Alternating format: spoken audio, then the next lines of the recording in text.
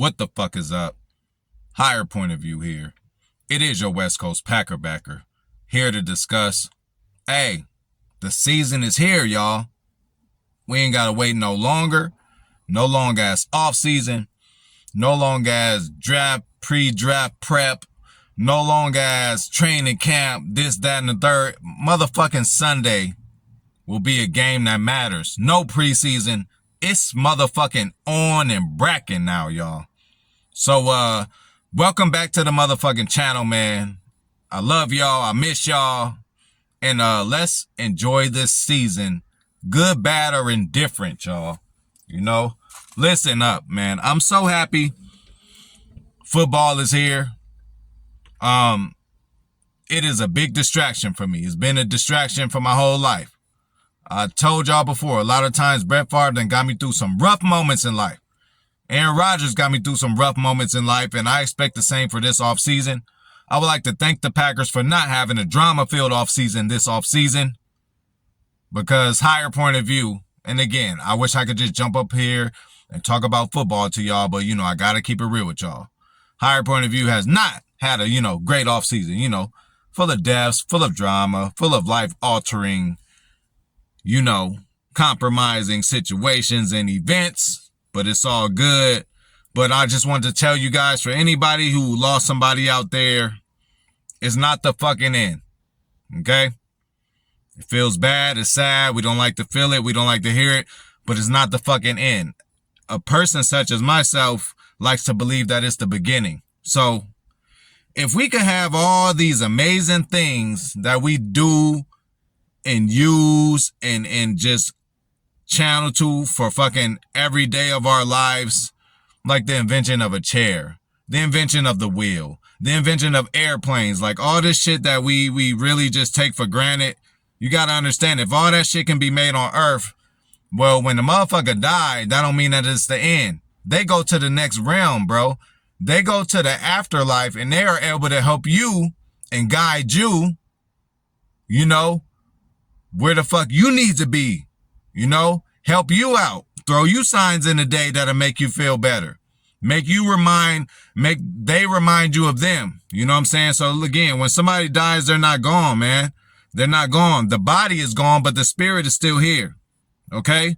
Use all the tools that they might have given you if you guys were close enough, or just live through them.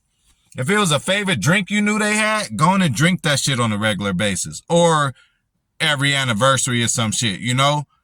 They still live through you. And also, they are helping you in the afterlife. I promise you. That's what a guardian angel is, man.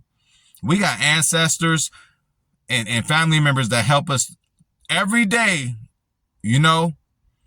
All the time, every day. I'm a firm believer in that. So, you know, it is sad when motherfuckers pass away, but you know what? We got to get over it, and they're going to end up being our guardian angels, man. Put us in certain spots at certain times that we like to make up other shit. Oh my God, it was a miracle. Oh my God, I don't know how the fuck that shit happened. Well, your mom might have looked out for you. Your aunt might have looked out for you. Your uncle, your cousin, your brother, whoever done passed on, they might be looking out for you in any given situation. So just appreciate anybody who dies, appreciate what they did for you, and appreciate what they're going to do for you, because they are still at work and they're going to help you out, and they are still here. Okay. I done dealt with a lot of loss, and, you know, it's hard to deal with, but after a while, you try to get some perspective, man. They are still here with us. Back to football, y'all. Shout out to motherfucking everybody. I ain't gonna turn this into a whole shout out machine, but I don't know. If I forgot about you, I didn't forget about you, man. Shout out to fucking my boy Eddie, man. Shout out to Cali Packer. You know what I'm saying? Shout out to Zane Strong. Shout out to the whole motherfucking Pack Attack. You already know who y'all is. Shout out to Isles. Shout out to Rachel Storm, my girl. Shout out to Patrice Goldberg. Shout out to motherfucking Freddie Roper, my nigga. You already know what's happening. I'm still coming to ATL at some point.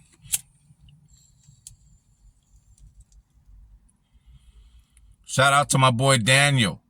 You know, shout out to Mississippi, man. Shout out to my boy in New York, man. Who want the smoke? You already know what it is. Shout out to everybody, bro. Packer motherfucking nation is in the building. So let's actually talk about some Packer business here, man. So rest in peace to John John. We love you. You're going to live forever. All right, so we're going to start from the top, bro. New season, new everything. We already know about the shit that happened with the quarterback.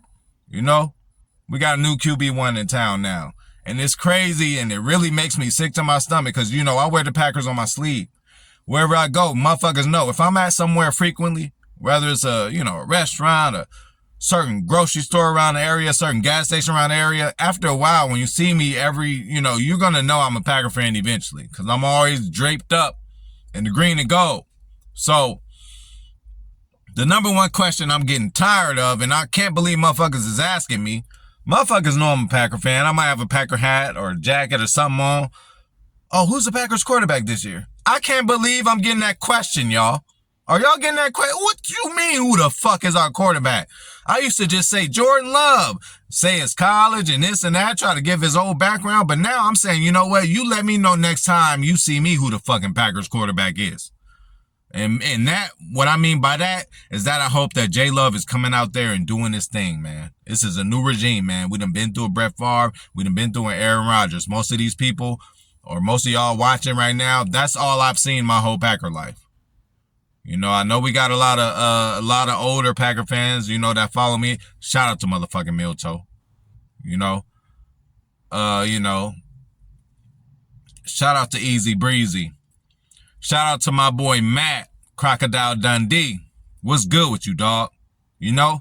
Shout out to everybody. If I forgot about you, I didn't forget about you. But let's continue on. Welcome back to this channel. It's on and bragging. Hey, we going the whole season, y'all. It's going to be a long ride. Good, bad, or indifferent. We going to ride for our Packers, man. So, let's really get into it right now, man. Let's really get into it right now. We're going to start from the motherfucking top. These are just some bulletin points that I have. Nigga sweating and all that. It's all good. These are just some bulletin points I have. I can keep going on and on and on to exhaustion. This video could be 3 hours if I just really want to just talk about fucking everything I'm thinking about this year, but I'm going to try to trim it down. Sorry for any technical difficulties. It's been a while since I've been back on this shit. I done lost the page for a minute. I apologize to y'all. Shout out to my motherfucker Warhorse. What's good with you, bro? Shout out to you. Technical difficulties might be happening now. I just got back on this shit. I lost the channel. I lost the page for a minute. I could not re-get it. I tried some other shit. I have a gaming channel, y'all. Higher Point of View Gaming, which is now under construction. A whole lot of shit going on over there, too. That will be explained probably on that channel at some point. But I released a video that was supposed to be on that channel, and it ended up being on this one. I apologize for that. I wasn't trying to, clickbait or do nothing like that. That's a whole separate channel. I'm here to talk fucking Packers, bro. So that's what I'm here to talk about. That was an accident. And, hey, y'all seen the W, though. Y'all seen I took whoever out was my opponent. Y'all seen that, but I apologize for that. That shit wasn't supposed to be released. But, let's get back to it, man. Let's start from the motherfucking top, y'all, about this season. I could go for 3 hours if I just talked about everything, but I'm going to try to do some bulletin points or try to just keep this without me just going ballistic and just talking about all kind of shit. I could talk, boy. All right, so look, first we're going to start at the top. Goot in the draft. Great fucking job, Goot. Two guys I see I really like are Lucas Van Ness, obviously, and Jaden Reed. So Lucas Van Ness, you guys, I see him as a kind of replica or a clone, of some sort as a Rashawn Gary. Not only in skill set and size and weight and all that, but in actual what we should expect from them, okay? Now, Lucas Van Ness will probably get more of a chance than Rashawn did when Rashawn was a rookie, because when Rashawn was a rookie, you guys got to remember, we had just acquired Preston Smith and Zadarius Smith. The Smith bros. So we wasn't even rushing for him to get in because we had P getting 10 to 12 sacks and Z getting fucking 15 sacks. So Rashawn really didn't have to do anything. And he really didn't. He got in a few times. He did a couple things. He might have got 2 or 3 sacks of the year. But Lucas Van Ness might get more action than Rashawn did, number one, because we ain't got a Zadarius Preston combination no more. We got an old school P, yeah. But now we got a Rashawn coming back from injury, so that's why I think Lucas Van Ness, hey, it's going to be rough. You got to get used to the physicality. You ain't come out and do nothing in the preseason like we thought you would. Just come out and show your shit because you're learning. You know, hey, you got to get used to this game. It's different for linemen than skill position people. You know, skill position people go, you know, catch on a little faster to me and do a couple other things a little faster to me than linemen, because linemen, you dealing physically with somebody. You could be better than somebody, but if a motherfucker way heavier than you and stronger than you, 2 attributes, and you got every other attribute better than them, but if this motherfucker's heavier than you and stronger than you, he can drive you into the ground. So take all your lumps and bruises, Lucas Van Ness. I see you picking up and coming on at the end of the year and becoming a real factor, but the first half of the season might be rough for you. Now, Jayden Reed, you're going to be able to come in and be an instant impact. And I'm so excited. I've watched so much film of you. I've watched so many interviews of you. And I've said before, I was talking to my boy Packer fan in Vegas. Shout out to him too. I told him, I said, damn it, Jayden Reed is better than the Romeo Dubs right now. He didn't quite, he was like, for real? I'm like, yeah, that's just how high I think of him. And y'all know I think high of Romeo too, LA kid and all that. You know how high I think of him. But I just think Jayden Reed got a little more dog in him. And if you look at his numbers in college, not only his numbers, but his percentages, his catch percentage when he got defenders draped all over him is like crazy. His one-on-one balls is crazy. Romeo's good too. He the same way. Hey, he's a Packer. Good problem to have, bro. We just this is going to be Jordy Nelson, Donald Driver, James Jones, Greg Jennings all over again. Jayden Reed, Christian Watson, Romeo Dubs.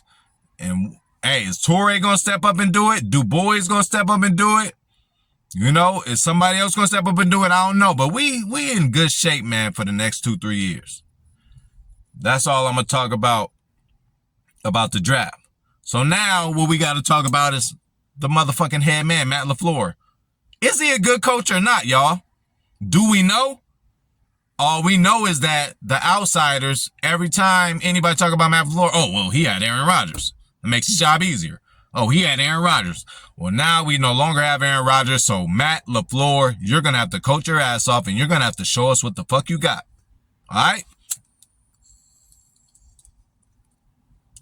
Few seasons under your belt, dealing with Aaron Rodgers, the genius that he is, you should be able to now, it's your fucking show now, Matt. Jordan Love ain't about to be changing as much as shit. He ain't about to be making that many changes as Aaron did. You're talking about a 12, 13, 14 plus year veteran who done seen it, won MVPs, won Super Bowls. You got to give him a certain respect. But now, Matt LaFleur, it's time for you to coach your motherfucking ass off. Show us what you got. Develop this guy. Develop this guy that you've had for 3 years. We'll continue on with you at some other point, Matt LaFleur. I'm trying to hit everybody up. But that's what I'm asking you. Are you a good coach or not? I would like to say, yeah. I would like to say that it was you and Aaron 50-50. Some people like to say it was Brady and Belichick 50-50. I don't know. But great marriages like that, it got to be even. So what is it going to be, man? Are you a good coach or not? Now, I think you're playing with house money, at least this year. But we got to see if you're going to bring it, if you're going to be a good coach or not, because most of the things people are saying is, oh, you had Aaron Rodgers. So can you prove us wrong with that? We moving on to Rich Bisaccia. First, we're going to start off with special teams. Hit or miss right now, Now, we should be better because this should be, the third or second year under you in the special teams. Like, you have to install this game plan and philosophy to some dudes. Some dudes are 2 years into this shit. You hear me? So I think it should be better on that note. But on the other end, as much as I wanted Mason Crosby to go, as much as I was ready for him to go, we're dealing with a rookie now. Anders Carlson. Wasn't the best reports coming out of training camp or even in preseason, nothing like they didn't have the best reports. I mean, I seen him hit him when he, I guess, needed to hit him during the times. I've heard about the bad practices, but he's a rookie, man. So I think he's actually playing with house money. We ain't gonna live or die by him this year. So But this Wheeling kid, the punter, for us to get rid of a Pat O'Donnell veteran in the league, for us to get rid of him for a Wheeling dude, hold the fuck up. Wheeling is 6'5", 215 pounds. That's a fucking big ass punter. Hey, he better go back 5 more yards before they snap it to him, because he gonna have a long stride and he should be able to kick that shit out of the stadium every goddamn time. So I understand why they got rid of a, O'Donnell kind of type. So I think we're probably going to be even at kicker. Mason just wasn't the same Mason as 5-6 years ago, y'all. I'm sorry. This last 2 years we had him, he just wasn't the same. So I think Carlson can match that. I think Wheeling could surpass what Pat O'Donnell did just because of his fucking measurements. 6'5", 215. Hey, UC Davis kid too, so another California kid, although he's from Ireland. Probably was born in Ireland, then moved to Cali. I don't know the details of that, but shout out to him. And another important part of the special teams is Keyshawn Nixon. Hey, bro, you all pro or not? Devondre Campbell got an all pro, came back the next year and, took a little longer than we expected for him to go back to that level, which I think he met at the end of the year. But are you Keyshawn Nixon? Are you going to transfer over and help on defense? That would be fucking nice. We need all the help we could get on defense, especially in the secondary. So, another thing about the defense, Rashawn Gary, Eric Stokes. How are these cats going to come back from injury? 2 devastating injuries to both of them. They might not never be the same. It depends on the mindset, the character, the work ethic. Not everybody comes back from these injuries the same. Kobe come back from an ACL, but that's Kobe. So let's see what these two could do. Hopefully they come back into real form, and then our defense will be a lot better if those two come and do their thing. Does Kenny Clark actually have help, y'all? Does he have help? I don't know. Hey, that's up to TJ Slayton and Devontae Wyatt to me. Again, I already talked about the young buck, Lucas Van Ness. He on the outside anyway. D lineman / linebacker. We got Hollins that is going to come in and do some shit. I love Hollins. I love that pickup. Love that he stayed, and he's a great complimentary player. Somebody to switch off for Preston. And then you got Lucas Van Ness and Rashawn switching on the other side. This could potentially be dangerous, y'all. Okay? So TJ Slayton, Devontae Wyatt. Devontae Wyatt, last year, where were you? You got to come back this year and really show us what the fuck we use a first-round pick on you for, bro. First round, bro. All right? TJ Slayton, second, third year in this bitch. You used to be a big boy. Oh, only could play on third downs and goal line situations? Can you be that all kind of down kind of guy now? Did you get that weight under control? You know what I'm saying? So it's going to be, critical that y'all two come in and do y'all thing. Run game, I'm not worried about. Aaron Jones, A.J. Dillon. And behind them, we have a plethora of people nobody even knows that are fucking amazing. Practice squad type people, Tyler Goodson, the other rookie who came in and made the team and did his thing. Like, don't know your name right now, and I shouldn't because you're a rookie anyway. I ain't giving you that much attention, young man. Come in and do it during the regular season, okay? Last year, we was always talking about a top 5, top 10 type defense, man. Can we get that this year? Can we get a top 10? I ain't going to say top 5 yet, but I think we should be able to get a top 10 because these guys are coming back. Devondre Campbell, where's your pride at? Quay, where you at? Jair, you supposed to be the best in the league now. 1, 2, 3 in the league. Where you at? Kenny Clark, come on. We got some guys and bodies on the, defensive side of the ball that should make us, especially in the NFC North, man. We should be able to hang with these motherfuckers in the NFC North, y'all. So, that's that. Again, I ain't worried about the O-line either, When you got a left and the right, we got a left tackle on the left guard, the ilk of David Bakhtiari and Elton Jenkins. That's tough. That's a tough 1-2 to deal with on that left side. Center Josh Myers could use help. I don't know what's going on. I'd rather have Zach Tom there, But it is what it is. We're going to see. This is the O-line shuffle, y'all. Y'all remember the O-line shuffle last year. Everybody's in and out. You don't know what's going to happen. But I wish Zach Tom, as good as he is at right tackle, and he can handle it, I'd rather put him at center and put fucking Yash at right tackle. Because just Myers, I don't know what's going on. But we'll see, man. We'll see. That is critical. We can't have no snapping the ball over J Love's head. J Love got enough to worry about this year.